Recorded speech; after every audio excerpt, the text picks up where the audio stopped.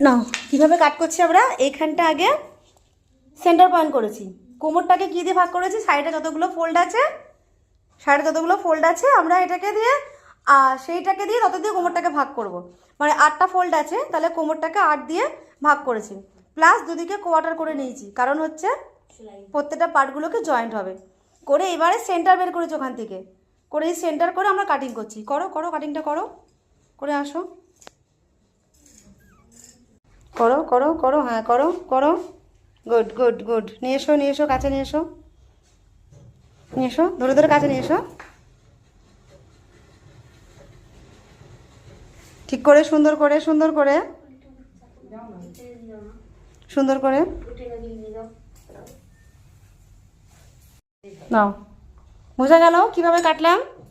কোমরের যে মাপটা থাকবে সেটা আমরা কতগুলো ফোল্ড করেছি সেই ফোল্ড অনুযায়ী ডিভাইডেড বাই কোমর ডিভাইডেড বাই সেই মাপটা, তার সাথে কোয়ার্টার করে এক্সট্রা দেবো, কারণ আমাদের সেলাই করে জুড়তে হবে বলে।